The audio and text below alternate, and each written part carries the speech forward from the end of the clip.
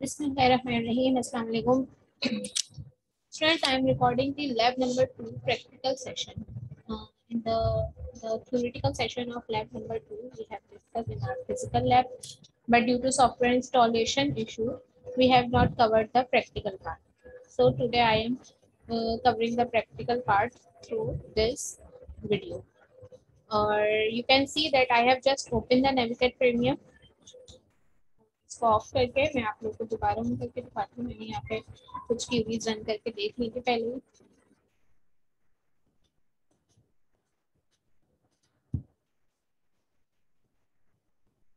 के लिए हम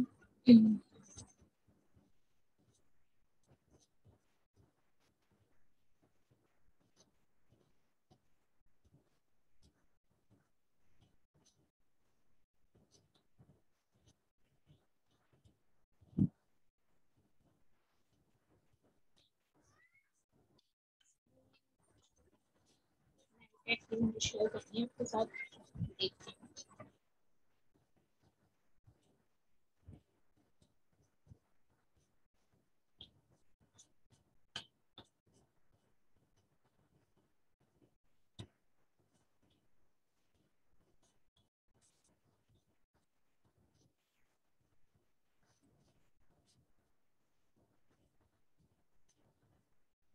अब आप लोग के पास स्क्रीन शेयर हो रही है नेविगेट की। देखें, जब आप ओपन करते हैं आपके पास इस तरह से कुछ डेटाबेसेस बने हुए आ रहे हैं। उन सबके नाम कुछ और हो सकते हैं। अब आपने जैसे इस डेटाबेस पे क्लिक किया। अच्छा, इससे पहले ये क्लिक होके कब ओपन होगा? जब हमारे पास जैम सर्वर। तो यहाँ पे मैंने लिखा जैम, इस पे क्लिक किया। मेरे पास जैम्प ऑलरेडी रनिंग कंडीशन में है। अदरवाइज अगर जैम्प रनिंग कंडीशन में नहीं होता तो आप जैम्प को रन करते हैं। यहाँ पे इस तरह से दो ऑप्शन आते हैं आपके पास, Apache and MySQL running. इसके स्टार्ट पे क्लिक करेंगे, इसके स्टार्ट पे क्लिक करेंगे, या जस्ट माई स्क्वेल के स्टार्ट पे क्लिक कर दें। आपके पास यहाँ पे मेंशन हुआ हुआ आएगा। अगर यहाँ रनिंग लिखा हुआ आ रहा है तो ठीक है, आपका जैम्प सर्वर सही काम कर रहा है। अगर यहाँ रनिंग लिखा हुआ नहीं आ रहा तो एरर यहाँ पे शो होगा कि माइस्क्वेल सर्विस में क्या एरर है। समटाइम ऐसा होता है, वो ये कहता है कि जहाँ पे आपने इंस्टॉलेशन की है, यानी जहाँ आपका जैम सर्वर इंस्टॉल हुआ है उस फोल्डर में जाएं। उस फोल्डर के अंदर जैम्प कंट्रोल और जैम्प स्टार्ट के नाम से जो आइकन बने हुए हैं उनको ओपन करें और वहां से जैम्प स्टार्ट करें। तो हम ये देख लेते हैं। जैसे मेरा लोकल डिस्क से सी में जाके जैम्प के फोल्डर के अंदर इंस्टॉल हुआ, बताइए। मेरे पास भी, क्योंकि जब मैंने स्टार्ट किया तो यही एरर आया था कि आप जो है डायरेक्टली फोल्डर में जाके स्टार्ट किया। तो मैं यहाँ से जैम कंट्रोल पे आई, यहाँ से मैंने स्टार्ट किया तो मेरे पास जैम सर्वर स्टार्ट हो गया। जैम किसी के पास पहले से इंस्टॉल हुआ है, कुछ प्रॉब्लम कर रहा है, तो आप यहाँ से जैम स्टॉप कर सकते हैं और दोबारा से स्टार्ट करवा सकते हैं। दूसरा ये कि आप अनइंस्टॉल करके दोबारा इंस्टॉल कर सकते हैं अगर ज़्यादा एरर आ रहे हैं। मेरे पास तकरीबन 2-3 महीने से जैम सर्वर काम नहीं कर रहा था। मैंने आज उसको अनइंस्टॉल करके दोबारा इंस्टॉल किया तो अब नेविगेट भी काम कर रहा है और जैम भी काम। चले हम आते हैं ज़रा, पहले मैं मैनुअल देख लूँ। हाँ, मैनुअल के अंदर हमारी यही कमांड थी कि डेटाबेस क्रिएट करना है और फिर उसको यूज़ करके देखना। यहाँ मैंने राइट क्लिक किया। राइट क्लिक करने के बाद मैंने कंसोल पे क्लिक किया। कंसोल में मुझे लिखनी है क्यू। सबसे पहले मुझे डेटाबेस क्रिएट करना है, तो क्रिएट डेटाबेस। डेटाबेस का नाम मैं रख रही हूँ लैब 2। उनके लैब 2 के नाम से एक बना हुआ है, मैं इसका नाम रख देती हूँ प्रैक्टिस। इसके बाद सेमी कॉलन डालना जरूरी है। ये लिखा हुआ आ गया आपके पास, क्यूरी ओके, 0 रॉस इफेक्टेड। हाँ, आपके पास स्क्रीन भी शेयर हो रही है, ठीक है।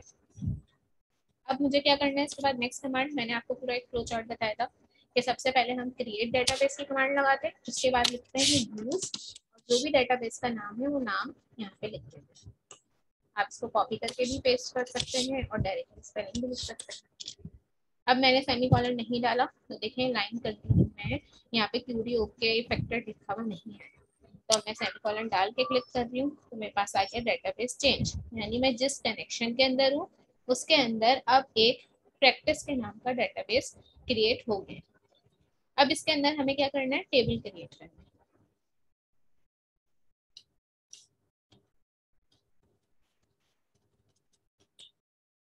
अगर मैं आप लोग को मैनुअल शो करवाऊँ भी शो हो रहा है। ठीक है, तो ये हमारे पास क्रिएट टेबल का सिंटेक्स है।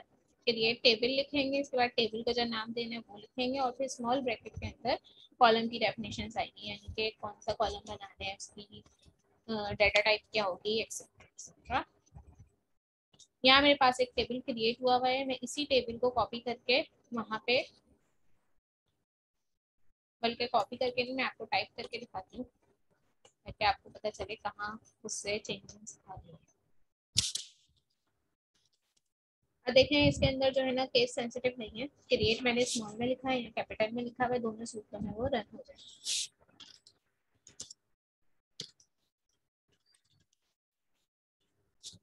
क्रिएट टेबल आ गया, ये टेबल का नाम आ गया, स्मॉल ब्रैकेट डाला हमने, और अब हम लिख रहे हैं कि हमारे पहले कॉलम का नाम है आईडी। उसकी डाटा टाइप मैंने ले ली इंटीजर, मैंने यहाँ सिर्फ INT लिखा है, देखते हैं हम रन करते हैं तो कोई एरर आता है या नहीं। इस आईडी को मुझे बनाना है प्राइमरी।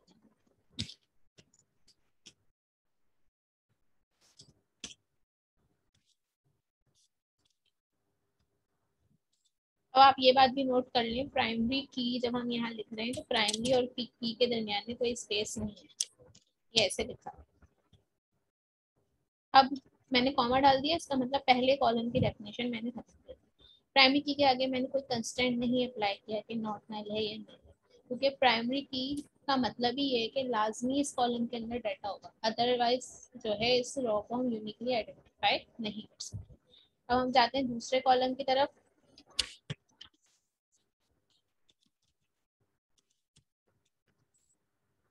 वेरिएबल करेक्टर मैंने बताया था जिनकी हमें लेंथ फिक्स नहीं पता है, कि कभी उस कॉलम के अंदर 15 लेंथ का डाटा भी आ सकता है, कभी 20 का आ सकता है, कभी 10 का आ सकता है, तो हम वेरिएबल करेक्टर की डाटा टाइप यहाँ पे चूज करते हैं।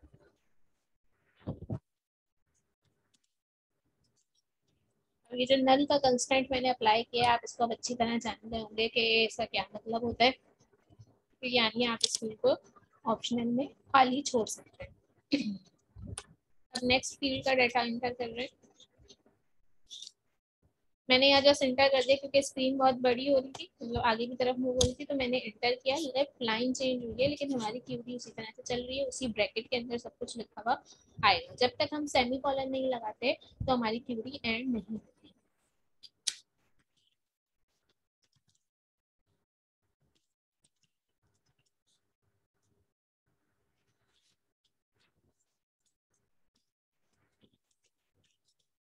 अब देखें इसमें मैंने कंस्टेंट जो अप्लाई किया वो नॉट नल का अप्लाई किया कि इस कॉलम को आप खाली नहीं छोड़ सकते। डेट ऑफ बर्थ,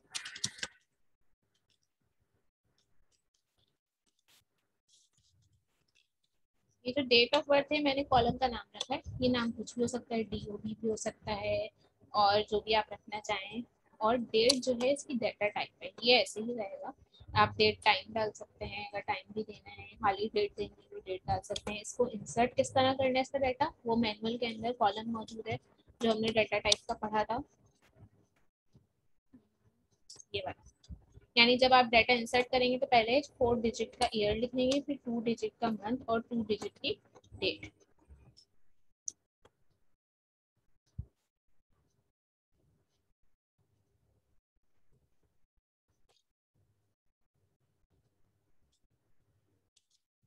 इसमें उन्होंने फिर ऑप्शन दिया कि आप इसको नहीं छोड़ सकते। अब मैं ब्रैकेट एंड कर रही हूँ, मैंने सेमीकोलन डाला। एक दफा हम पढ़ के देख लेते हैं क्यूरी में कोई हमें एरर अगर नजर आ रहा है तो हम उसको सही कर लेते हैं, अदरवाइज ये हमें एरर खुद ही बता देगा। यहाँ पे देखिए कोई एरर है, ने बोला है last name variable character not null और डेट ऑफ, इसके आसपास कोई एरर है। क्या एरर हो सकता है ये,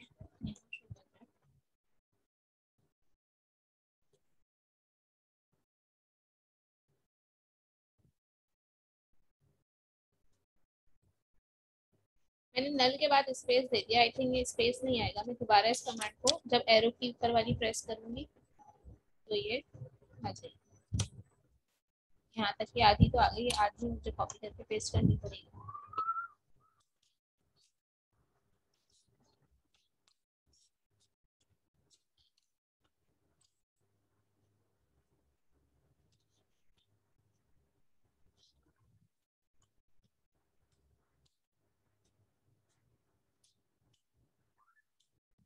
एक दफा एरर आ गया है तो अब ये मसला करेगा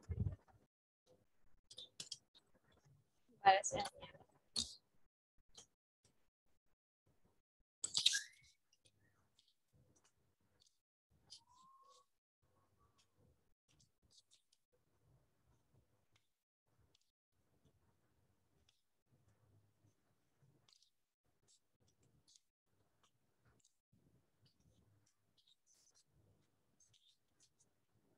इससे मैच कर रहे हैं अगर क्रिएट टेबल है, ID integer, primary key, first name variable character 15 नल, ये भी सही है, ये भी सही है, ये भी सही है। यहाँ से मैं स्पेस अगर डिलीट कर दूँ, सेमीकोलन मारूं, अभी भी एरर शुरू हो रहा है। डेट ऑफ,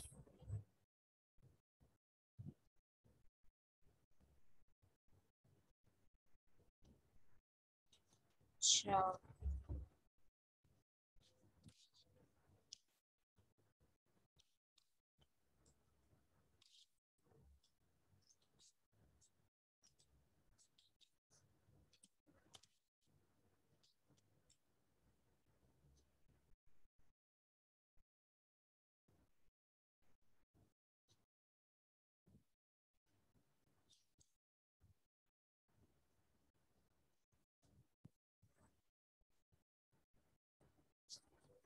समझ नहीं आ रहा है कि यहाँ पे क्या एरर आ रहा है। इसको देखते हैं, you have an error, check manual, primary key, first name variable character 15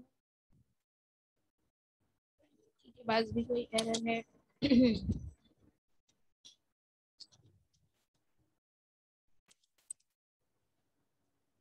पहले सिर्फ मैं एक कॉलम क्रिएट करके देखती हूँ तो इससे हमें आइडिया हो जाएगा कि दो कर लेते हैं चलो,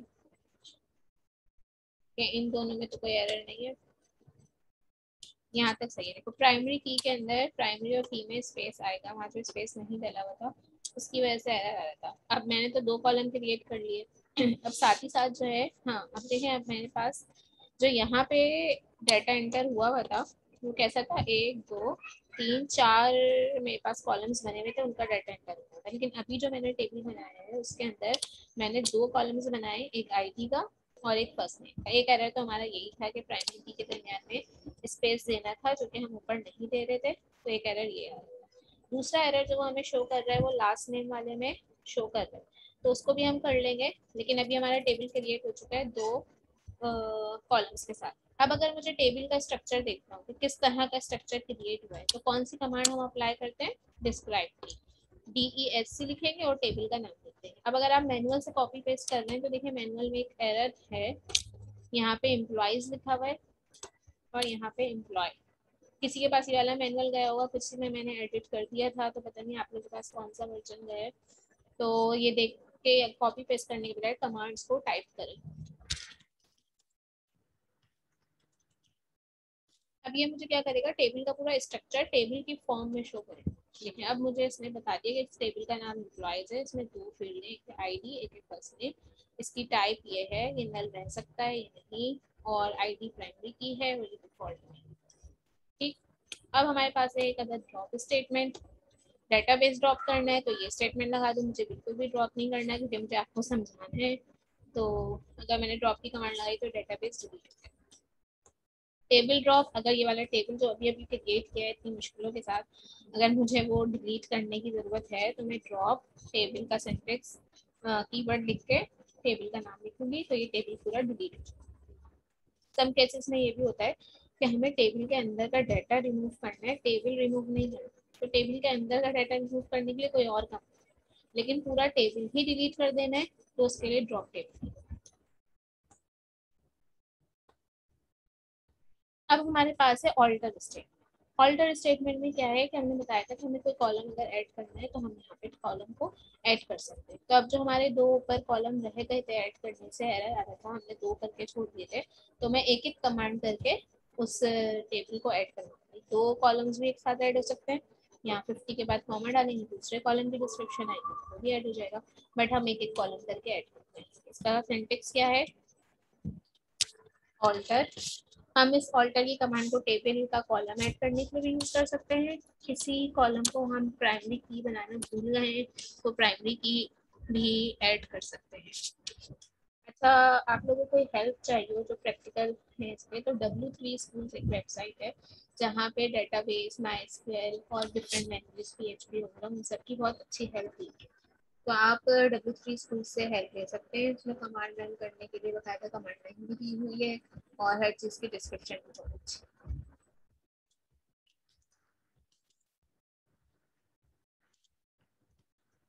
ये आ गया टेबल का नाम।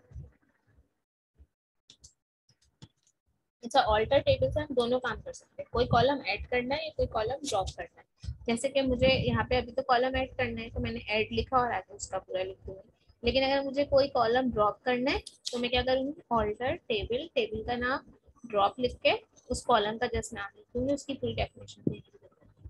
तो फिलहाल हम दो कॉलम ऐड कर रहे हैं, उसके बाद हम कोई सा भी एक कॉलम यहाँ से रिमूव करके कौन सा कॉलम ऐड करना है, वापस जाते हैं अपनी कमांड पे, लास्ट नेम।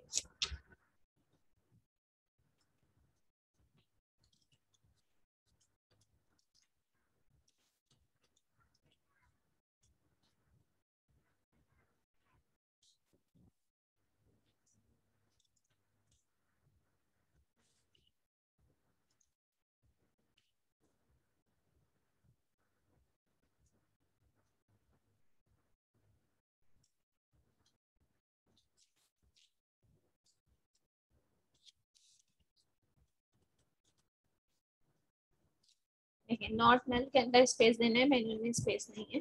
तो क्या कमांड लगाई मैंने, alter table wise add last name, इसकी डाटा टाइप ये हो और कंस्ट्रेंट की अप्लाई किया। अब अगर मुझे देखना है अब मेरे टेबल के स्ट्रक्चर में क्या चेंजिंग आई, तो मैं दोबारा से यही कमांड लगाऊंगी, डिस्क्राइब। तो देखिए मेरे कॉलम, मेरे टेबल में तीसरा कॉलम भी ऐड हो गया। अब मैं अपने टेबल में चौथा कॉलम ऐड कर रही हूँ, डेट ऑफ बर्थ। अगर हम एरो की अपर वाली दबाते हैं तो जो है हमारे पास लास्ट में हमने कमांड लिखी है वो यहाँ पे आ जाएगी, और उससे दोबारा दबा देंगे तो उसके ऊपर जो कमांड लिखी है वो आ जाएगी। मुझे इसमें चेंजिंग करनी है तो इसमें चेंजिंग कर लेती हूँ।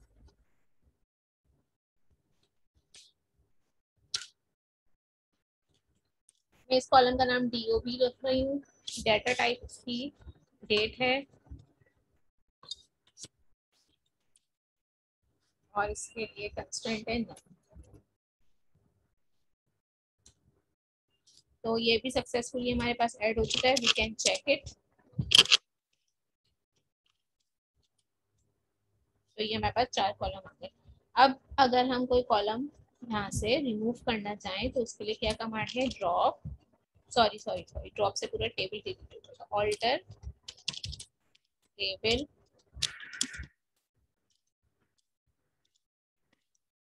यहाँ पे ऐड लिखा था, अब ऐड की जगह पे हम ड्रॉप लिखेंगे। कौन सा कॉलम ड्रॉप कर रहे हैं, हम लास्ट नेम का कॉलम ड्रॉप करना चाह रहे हैं तो हम यहाँ पे इसका नाम,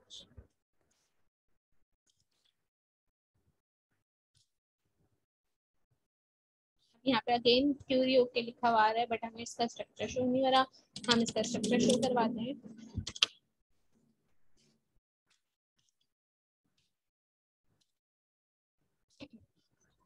तो देखिए यहाँ पे अब ये सिर्फ 3 रॉज रह गई है, हमारे पास एक कॉलम का डाटा जा चुका है यहाँ से।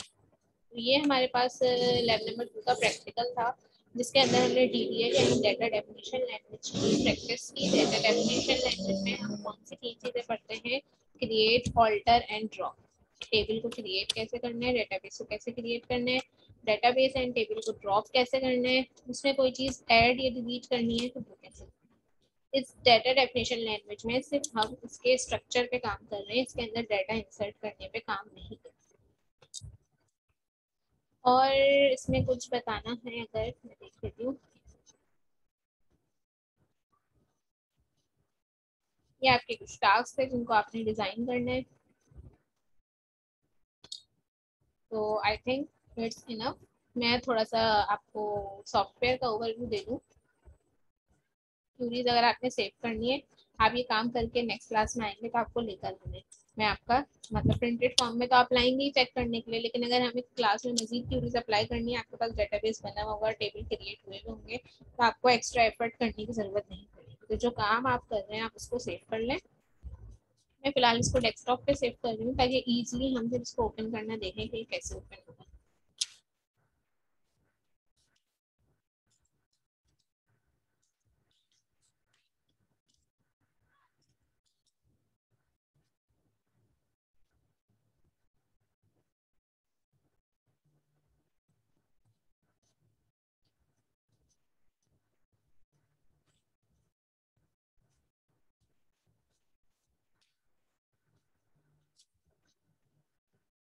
ये मेरे पास, अगर मैं ऑल फाइल के एक्सटेंशन से करती हूँ डेटा, इस तरह से मेरे पास सारी क्यूरीज सेव हो गई है। ठीक है, जो भी एरर आए थे, कुछ भी आया था, वो सब इस तरह से मेरे पास सेव हो चुके हैं।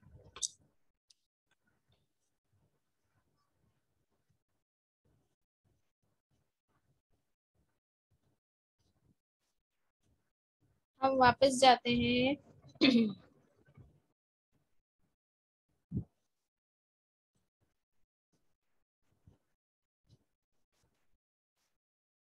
मैं जो डेटाबेस बनाया था उसका नाम क्या था?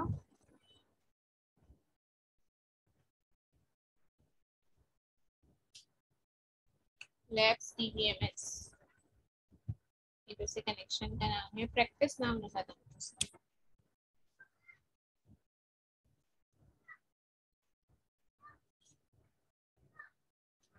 इसको मैं रिफ्रेश करूँ तो यहाँ पे मुझे उसका डेटाबेस का आइकन शो हो जाएगा। मैंने इसको रिफ्रेश किया तो देखिए प्रैक्टिस डेटाबेस का आइकन यहाँ पे शो हो रहा है। अब मैं इसको डबल क्लिक करूँ तो यहाँ टेबल्स लिखा हुआ है। टेबल पे क्लिक करूँ तो अभी तक मैंने एक एम्प्लॉय का टेबल ही क्रिएट किया है, तो ये एम्प्लॉय का टेबल यहाँ पे शो कर दिया इसने। आप इसमें डायरेक्टली यहाँ पे भी डाटा इंसर्ट कर सकते हैं, लेकिन हमें क्यूरी के जरिए ही डाटा इंसर्ट करना सीखना है। फिलहाल मैं आपको दिखाने के लिए इंसर्ट कर रही हूँ।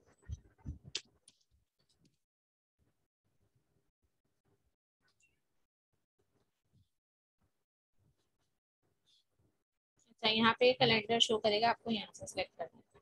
ठीक है, तो यहाँ पे टाइप करने की जरूरत नहीं है, मैं यहाँ से कुछ भी सिलेक्ट कर लेती हूँ।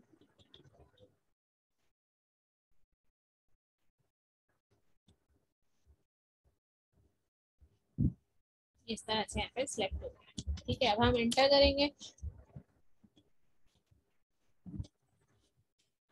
या टैब का बटन दबाएंगे। टैब का बटन दबाएंगे तो नेक्स्ट ड्रॉ गया, इस तरह से डाटा इंसर्ट होता जाएगा। लेकिन हम क्यूरी के जरिए वोट लैब नंबर 3 में इंसर्ट करना सीखेंगे। फिर ये व्यूज होते हैं, जैसे कि हमने क्लास में डिस्कस किया था कि हर व्यू अलग अलग बन सकता है, तो व्यूज कभी हमें नहीं पढ़ने। ये हमारी क्यूरीज जो हमने लगाई हैं, ये क्यूरी बिल्डर होता है। यहाँ पे आपके पास ये शो हो गया। आपने अगर अलग से कोई पैनल खोल ले तो आपके पास ये पैनल हो गया, इसको आप रन कर सकते हैं, स्टॉप कर सकते हैं। ठीक है,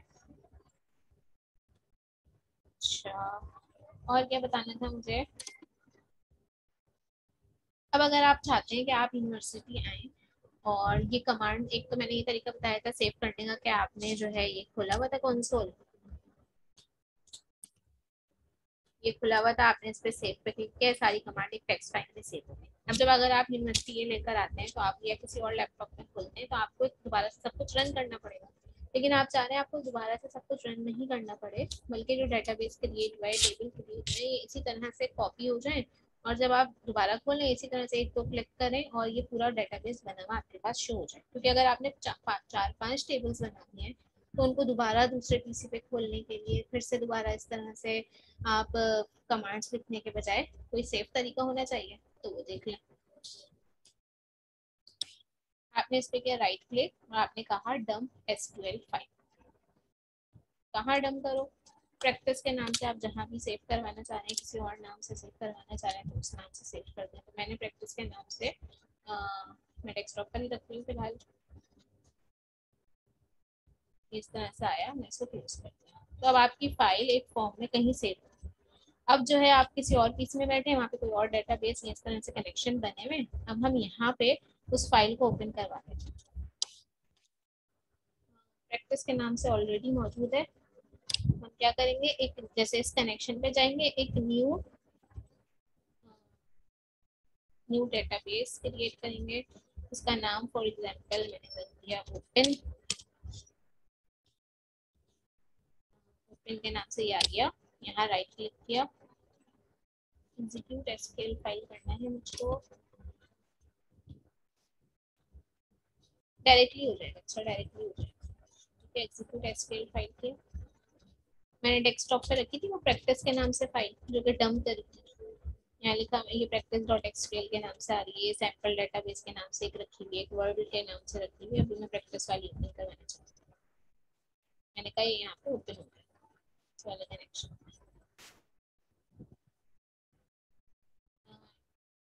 यहाँ पे कोई एरर आ रहा है, आई थिंक एरर इस वजह से आ रहा है कि प्रैक्टिस के नाम से ऑलरेडी बना हुआ है। इसको देखती हूँ मैं।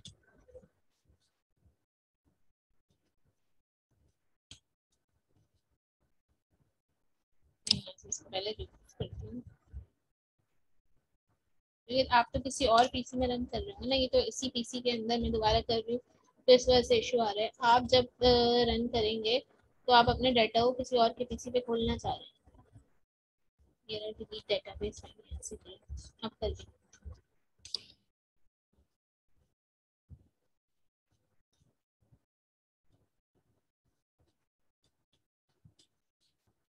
प्रैक्टिस डॉट एसक्यूएल की फाइल हो जाए तो बहुत अच्छी बात है। फिनिश यूज कर दी।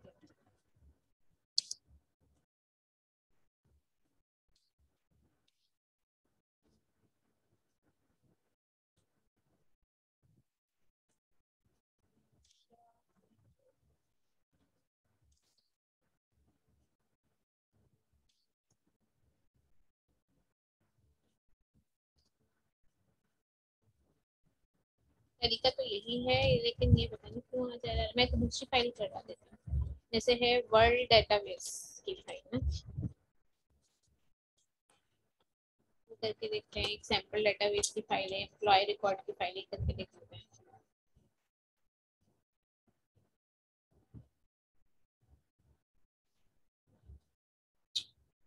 ये कोई एरर आ ही रहा है फिलहाल, ये इस टाइम नहीं हो पा रहा, लेकिन आपको मैंने इसको सेव करना जरूर बता दिया है कि आप ये देख लें। एग्जीक्यूट एसक्यूएल फाइल, सॉरी, जब हमें जो डेटाबेस बनाया है उसको अगर सेव करना है और लेकर आने कहीं, तो डंप एसक्यूएल फाइल करते हैं और किसी भी नाम से, जिस नाम से आपको सेव करनी है उसको सेव कर लेंगे किसी भी लोकेशन पे। और फिर जब उसको दोबारा यूज करना है तो दोबारा किस तरह से यूज कर सकते हैं, जहां आपको ओपन करवानी है वहां आप इस कनेक्शन को ओपन करेंगे। लेकिन इस कनेक्शन के अंदर कोई भी डेटाबेस क्रिएट नहीं है, तो मैं इसमें इसको एग्जीक्यूट करवा के देख लेती हूँ।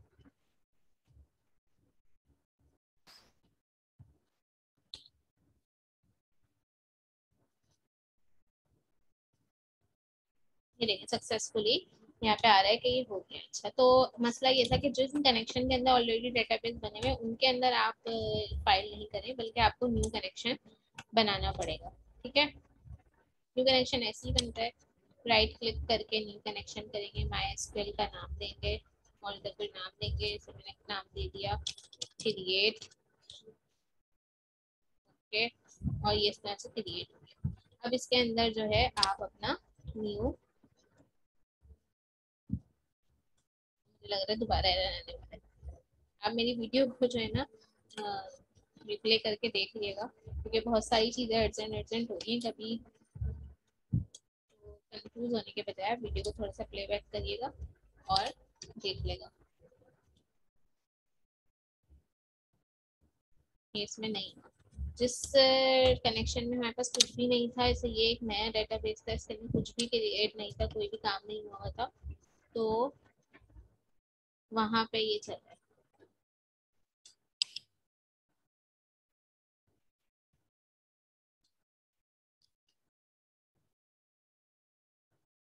जैसे ये आपकी लैब का इसका पार्ट है नहीं, ये एक एक्स्ट्रा आगे का पार्ट है। मैं सिर्फ इसलिए बताना चाह रही थी ताकि आप लैब में अगर लेकर आना चाहें अपना बनाया हुआ डेटाबेस तो ला सकें।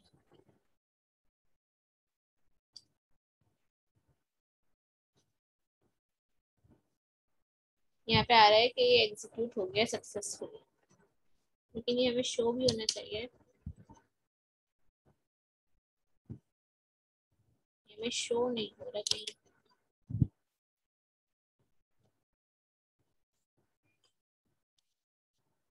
चले मैं इस चीज़ को दोबारा देखूंगी। बाकी लैब तो कंप्लीट हो गई है, आपको समझ में आ गया होगा और आई होप अब आप सब लोग जो है अपने टास्क करके आएंगे। मैं मजीद अभी प्रैक्टिस करवाऊंगी यहाँ पे तो फिर वो कंफ्यूजन हो जाएगी। बस आप जो है इतना सीख लें कि एग्जीक्यूट एसक्यूएल फाइल कहाँ तक कर, डंप एसक्यूएल फाइल कैसे करनी है, फिर एग्जीक्यूट करना उसको बाद में सीख लेंगे। और बाकी सारी कमांड्स मैंने बता दी हैं। तो आपकी लैब के अंदर कोई बहाना नहीं चलेगा कि हमने सॉफ्टवेयर का यूज़ समझ में नहीं आया या फिर जो है हमें कमांड्स रन करनी नहीं आई। हम सब कुछ देख चुके हैं और उन कमांड्स को जो कि आप प्रिंटेड फॉर्म में लेकर आएंगे वो सब के सब जो है उसको सेव करके, जिस तरह मैंने टेक्स्ट फाइल में सेव करना बताया है, ऐसे प्रिंटेड फॉर्म में भी लेकर आएंगे। Okay, I am ending this session now. Allah Hafiz.